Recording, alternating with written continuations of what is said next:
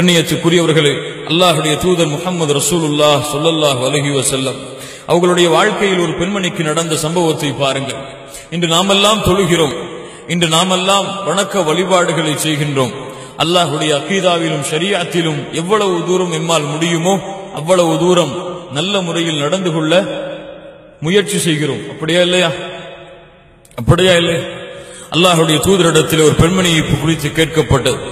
அல்லாஹ்வுடைய தூதரே, ஒரு பெண்மணி இருக்கிறார்கள், அவர்கள் என்ன செய்கிறார்கள்? பகலெல்லாம் நோன்பு வைக்கிறாள். என்ன செய்கிறாள்? பகலெல்லாம் நோன்பு வைக்கிறாள், இரவெல்லாம் நின்று தொழுகிறாள். பகலெல்லாம் நோன்பு வைக்கிறாள், இரவெல்லாம் நின்று தொழுகிறாள்.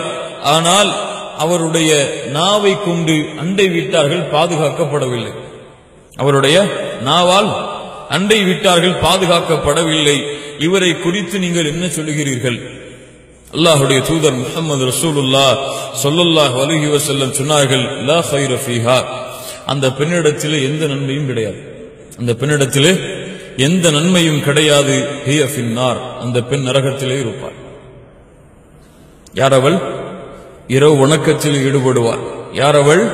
பகலெல்லாம் நோன்பு வைப்பாள். ஆனால் அவருடைய நாவால் அண்டை வீட்டார்களுக்கு தொல்லை கொடுத்தால் அல்லாஹ்வுடைய தூதர் சொன்னார்கள், அந்த பெண்ணிடத்திலே எந்த நன்மையும் இல்லை, அவள் நரகத்தில் தான் இருப்பாள். ஏனென்றால் கண்ணியத்துக்குரியவர்களே, அல்லாஹ்விற்கு எவ்வளவு அமல் செய்கிறோம் என்ற கணக்கெல்லாம் அல்லாஹ்விற்கு தேவையில்லை. ஒன்றை புரிந்து கொள்வதற்காக சொல்கிறேன். அல்லாஹ்விற்கு இவன் எவ்வளவு தொழுகிறான், எவ்வளவு வணக்க வழிபாட்டிலே ஈடுபடுகிறான், எவ்வளவு செல்வங்களை சதகா செய்கிறான் என்றெல்லாம் அல்லாஹ்விற்கு அந்த கணக்கெல்லாம் தேவையில்லை. அல்லாஹ்விற்கு தேவை அந்த அமல் எனக்கு பிடித்திருக்கிறதா என்ற ஒரு தன்மைதான். அது பிடித்திருந்தால், அது குறைவான அமலாக இருந்தாலும் கணக்கிட முடியாத கூலியை கொடுப்பான். பிடிக்கவில்லை என்றால் குறைவான அமலாக இருந்தாலும் கணக்கிட முடியாத தண்டனையை கொடுத்து விடுவான். புரியுதா? உதாரணத்திற்கு உங்களுக்கு எல்லாம் தெரியும், அல்லாஹ்வுடைய தூதர் முஹம்மது ரசூலுல்லாஹ் ஸல்லல்லாஹு அலைஹி வஸல்லம் அவர்கள் சொன்னார்கள், ஒரு விபச்சாரி ஒரு நாய்க்கு தண்ணீர் புகட்டிய காரணத்தால் அல்லாஹ் அந்த பெண்ணை சொர்க்கத்தில் நுழைய வைத்தார். ஒரு வீட்டின் உரிமையாளர் ஒரு பூனையை கட்டி கொடுமைப்படுத்திய காரணத்தால், உணவை மறுத்த காரணத்தால் அவரை அல்லாஹ் நரகத்திலே சேர்த்தார். ஒரு வீதியில் நடக்கக்கூடிய பாதையில் இருக்கக்கூடிய ஒரு மரத்தை வெட்டி சாய்த்ததால் ஒரு ஆணுக்கு அல்லாஹ் சொர்க்கத்தை கொடுத்தான். பார்க்கிறோமா இல்லையா ஹதீசுகளில்? இதுவெல்லாம் பார்வையிலே சிறிய அமல்கள் தான்.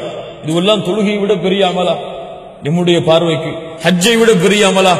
ஆனால் அல்லாஹ் சொர்க்கத்தை விதிக்கிறான் என்றால் அந்த அமலுடைய எண்ணிக்கை அல்லாஹ்விற்கு தேவையில்லை. அந்த அமல் அல்லாஹ்விற்கு பிடித்திருக்கிறதா? அவ்வளவுதான். அல்லாஹ் அந்த அமலை பிடித்திருந்தால், அல்லாஹ்விற்கு அந்த அமல் பிடித்து விட்டதென்றால் அல்லாஹ் கணக்கிட முடியாத கூலிகளை அவருக்கு அல்லாஹ் ரப்புல் ஆலமீன் வழங்கி விடுகிறார்.